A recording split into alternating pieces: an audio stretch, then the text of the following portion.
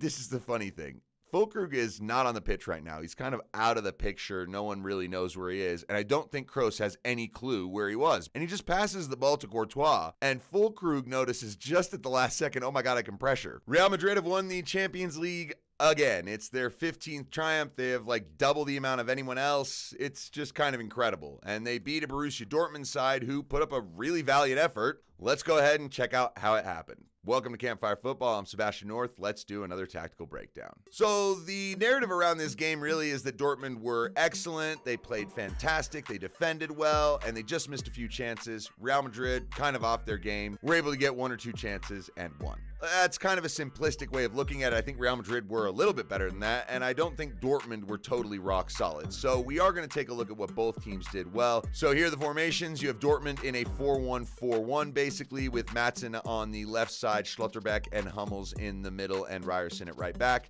Chan was the holding midfielder with Brandt and Sabitzer just ahead of them and tight.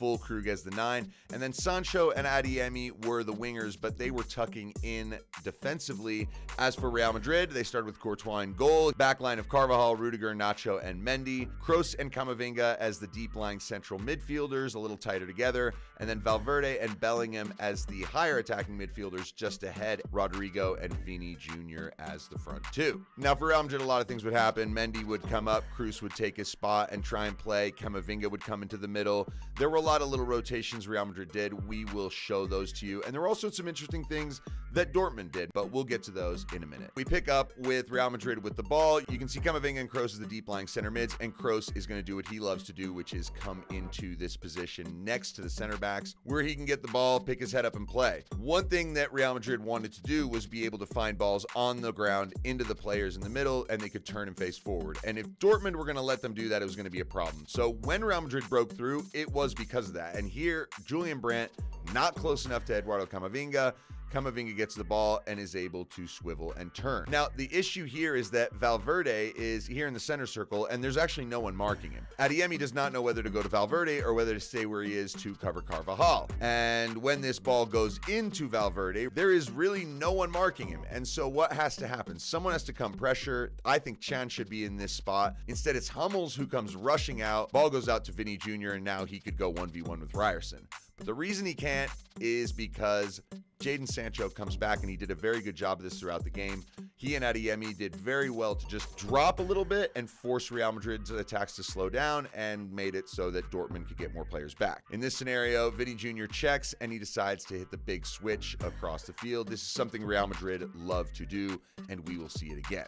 Toni Kroos wanted to retire at the top. He certainly did. He's got the Euros this summer. If he can win those, that would be the absolute icing on the cake. Here he is doing his thing. Ball comes out to Nacho. He looks out to Ferland Mendy, and instead of getting next to the center backs, Toni Kroos decided to stay inside. Ball's going to go up to Vini Jr. Once again, Sancho drops. You can see Rodrigo actually out here on the side as well. What does that mean then? Fede Valverde's position is going to actually be taken up by Bellingham, and someone needs to be a little bit wider. In this case, that is Valverde. When this ball goes back to Kroos, he's going to look up and he's going to be like, oh yeah, I like this. And Kroos, on a dime, hoists it out to Carvajal, who flicks it onto Valverde. Valverde would get a shot off. It would go way over the bar.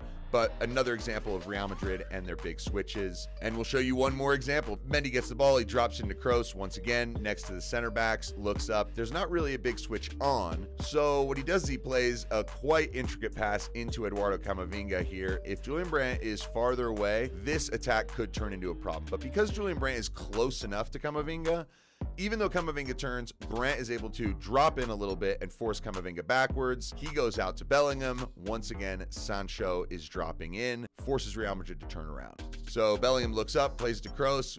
What do you think is coming?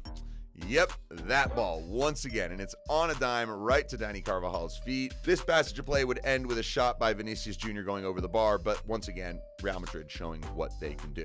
So what about Dortmund? Well, they created the best chances of the first half. So far, this was the best chance of the match from Julian Brandt. Ball goes into Emre Can. He has split the center backs, and actually the left back is not out here on the side. It's Ian Madsen. He's in the middle. That's something we would see a few more times. Schlotterbeck gets the ball, and he looks up. What are his options? Probably wants wants to look forward and see if he can find Füllkrug. We'll bring him into the picture here. Füllkrug wants to make a run off of the back of the two center backs, right in between them. You've also got Brandt here in a hole behind all the midfielders, which is an important detail here. So the ball's going to go into Maatsen. He plays it back to Chan. Chan plays it back to Schlotterbeck, and we're right back where we started. But now Füllkrug has actually gone and made that run in behind. Now, Carvajal, he's keeping an eye on Adeyemi, but he's also cognizant of Brandt because Brandt's wide open, and one of these guys, I would think Camavinga, should drop in a little bit. Ball goes over by Schlotterbeck, and it has beaten the Real Madrid back line. This is quite an important detail to me. The touch from Füllkrug, if it's with the outside of his foot and it's towards goal, he might actually get an attempt at target here. But instead, it's a touch backwards, and so now he has to turn, and he's going to look to bring someone into play. Well, he's got Brandt running, and Carvajal has noticed, even though he's a little late, he gets there, and he's able to just put Brandt off a little bit, enough that Brandt's shot is not in the net. But what a massive warning from Dortmund.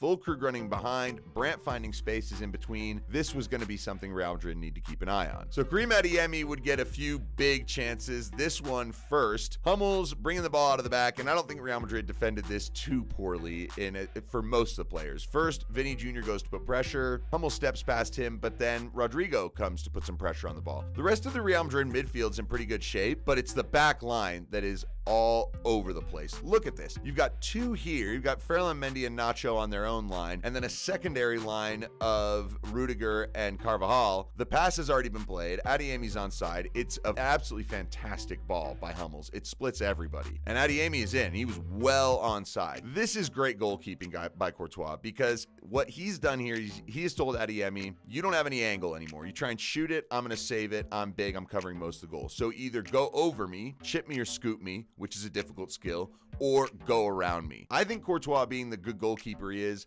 has done the research, has seen that if Adeyemi gets in, what's he going to try and do? Maybe go around you. And we have seen this from Adeyemi before. Courtois reads it, makes a sort of half-hearted attempt to get the ball so he doesn't foul him, but it does force Adeyemi to go way wide. Carvajal and Rudiger drop in. So here's a little 2-for-1, two chances in one clip for Borussia Dortmund. First, it's Sabitzer charging forward, plays the ball to Sancho. He looks up. Sabitzer's going to keep his run going, so he just goes ahead and plays him in. Sabitzer, he knows exactly what he needs to do. Cut back right on the floor, try and get it right to the penalty spot. Now, this I thought was kind of interesting. Adeyemi goes to get this ball, and it looks to me like he got fouled here. Maybe I'm wrong. Maybe it's actually that, I think this is Valverde, that Valverde is the one that got the touch. In the end, no one's really appealing. Füllkrug ends up being the only one that puts his hands in the air right there, but not Adeyemi, no one else, so I guess it was clean. VAR didn't really even take a look at it, so we can move on. Camavinga gets the ball and he starts dribbling out. He should release it. Instead, he dawdles, takes an extra touch to the outside. Maatsen reads it, bodies him off the ball. Now, Real Madrid, they've got most of their players back, so that's not the issue. Are they really in a coordinated line here? And it's pretty good, actually, compared to the last one that let Adeyemi through. Ball goes through, Füllkrug gets a toe poke, it hits the post. But this play is not over. This is the funny thing. Füllkrug is not on the pitch right now. He's kind of out of the picture. No one really knows where he is. And I don't think Kroos has any clue where he was, because Kroos doesn't take a second look, and he just passes the ball to Courtois. And Füllkrug notices just at the last second, oh my God, I can pressure. Courtois, very composed, gets the ball into Carvajal's feet, who goes into Rudiger's, and the situation's dealt with. But my goodness, Kroos taking that risk. Either way we take a look, this is the moment of contact. Is he offside? Possibly. There's really no way to know for sure, but this was a major chance for Dortmund, and they would get another one. This is another 2-for-1, but the first chance is for Real Madrid. Now, here you go. Kroos on the ball, takes a look up. What's the great pass that he loves? The big diagonal switch, and this one is a problem for Dortmund because Sancho can't get back quick enough, and Vinny is isolated one-on-one with Ryerson. Thigh trap, touch down the line, see you later. And this is bad for Dortmund. When Real Madrid are in this scenario, a lot of the times a certain goal. When I was watching this game, right when this pass went, I thought, well, this is a goal. But it's maybe 1 yard ahead of Bellingham. He can't get there, and Schlotterbeck is the one to clear. Incredibly close. And so it went out for a throw-in. On that throw-in, Dortmund take it. They get the ball into Sancho, and this is important. Valverde, he is not tight enough to Brandt. He has lost him completely, and that is something we will see again. Ball goes into Brandt. He looks forward, Dortmund charging up on the counterattack, and Adeyemi really showcased his just searing speed and pace here. The ball from Brandt is perfect. Rudiger is close, and I'll show you how close, well, actually how not close he really was, but Adeyemi's touch away from goal. And so therefore his angle is cut off. His shot is okay. Courtois makes the save. Füllkrug tries some kind of weird diving header thing, and it's collected. But again, look at this ball. Rudiger still has a good amount of ground to make up when he's touching this ball. If Adeyemi's first touch is towards the goal here, Rudiger would have to make some kind of last-ditch desperate tackle, which we all know that can end in a red card and a penalty. But this touch from Adeyemi is so poor. It's just completely in the wrong direction, cuts his angle off, pretty easy save for Courtois, and this is the chances for Dortmund just slowly disappearing. Now, I wanted to show you another example of Real Madrid playing through Dortmund and how Dortmund were sometimes disjointed defensively, but I got to focus on Valverde as well here because he showed, for me, what was the pass of the game. So it's a free kick, Kroos goes into Camavinga, goes right back to him, into Mendy. Camavinga points down the line like, I want the ball here, and so Sancho's going to follow him. This is clever movement from Camavinga. Sancho's started to move, but what's happened is he's opened up a split. So now Camavinga is going to turn around, ask for the ball from Mendy, and be able to turn inside. Immediately passes the ball into Valverde, who's able to turn. Adeyemi realizes too late, so Valverde is going to be able to get the ball out of his feet here and play it. But the technique of this, he doesn't get the ball that far out from under his feet. He doesn't even get it onto his right foot. It's kind of stuck underneath him, but look at what he manages to do. I mean, this is spectacular ball striking ability. We know Valverde's got this in his locker. But look at where it goes. I mean, his pass is absolutely perfect, and it sets up a lethal situation for Real Madrid. You know, most of the time you'd see the scenario, you'd think this is a likely goal. Instead, Vinny's touch is just a little too far ahead of him. Brexit tackle comes in from Mats Hummels, and he's pumped. Absolutely fired up. And that is really the way Dortmund felt going into halftime. Huge performance from Dortmund to make sure they got through it. But now how are they going to go in the second half? Are they going to do the same thing? And I actually think that they broadened their game a little bit, but they did make some mistakes. And we're going to start out with the first warning shot here. So Toni Kroos is going to get a free kick. And he had a couple in this game. This was the better one. This was the closer attempt. So Kobel read it well. It's a good free kick from Toni Kroos, but it's a good save. And why did I show this? Well, because it leads to a corner. And Dani Carvajal sending the ultimate warning shot at Dortmund. Now you see Carvajal and Madsen here. Carvajal's just going to give him a little push and get away from him. This gives him that extra yard to where he wins the header. It goes over the bar. Let's take another look here. You got the two of them there. Just a little push away from Madsen. Now Madsen follows him in this scenario. So Carvajal, though he does get somewhat a free header, he's still got pressure behind him, and he's got someone who, if the header is maybe on target, maybe Madsen blocks it, I don't know. But that was the warning sign.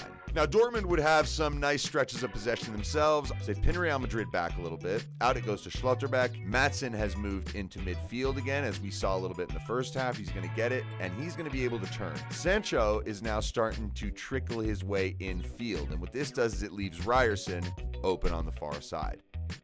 Now, Vinny did a good job of reading the play, getting out there to slow it down, but that is just an example of what Dortmund wanted to do. Here's another one. Same thing. Dortmund recollect it. Ryerson on the ball. He's not where he wants to be. He wants to get himself wider, so he's going to play it and start running. Chan plays the ball into Schlotterbeck, but watch Jadon Sancho. He's going to start trickling in, and right now he's going to actually sprint. He's going to make a darting run in that Ferland Mendy has to follow, and that leaves an enormous gap in behind for Ryerson to run into. Schlotterbeck sees it.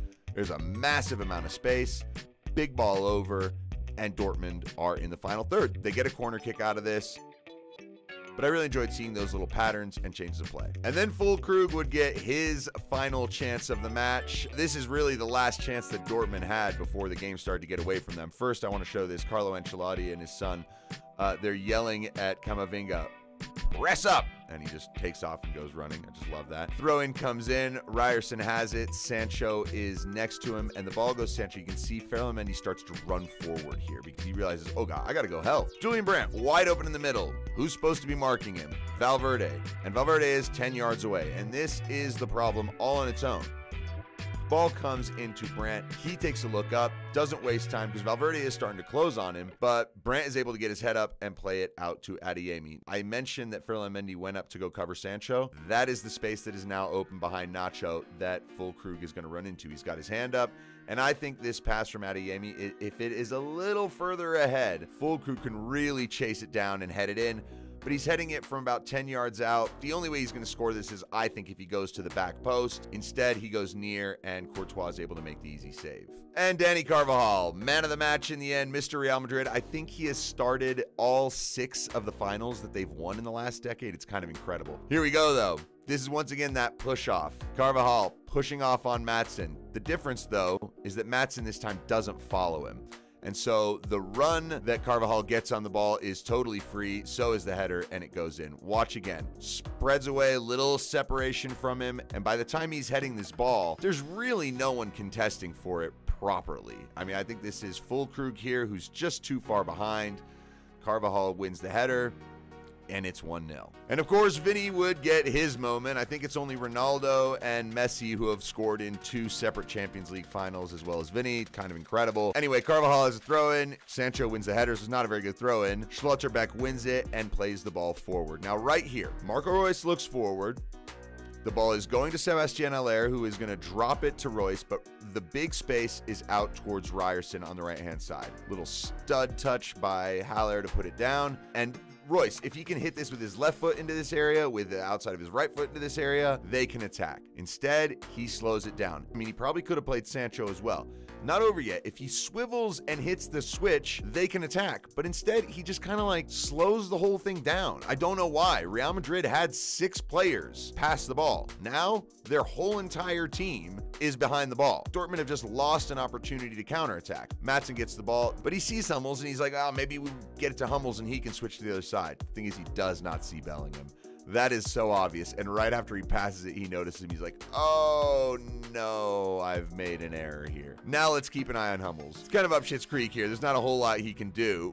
He takes a look, sees Vinny. I don't know why, but he should cut this simple pass on the ground off because Schlotterbeck is coming in. He doesn't. He kind of just allows it. Maybe he's afraid of getting split. Bellingham's already celebrating. He knows the result of this. Vinny scores. And Carlo Ancelotti and Real Madrid win the Champions League again. Carlo Ancelotti has to be the mastermind. As for Dortmund, really good effort. I think it's great that they kept us all as neutrals really interested in the match, because if they gone down 2-0 by halftime, this would not have been any fun. They did put together a good performance. Well done to make it this far. In the end, they just couldn't do it. Anyway, I hope you enjoyed this tactical breakdown. Thanks for stopping by. I'm Sebastian North. This is Campfire Football. Take it easy.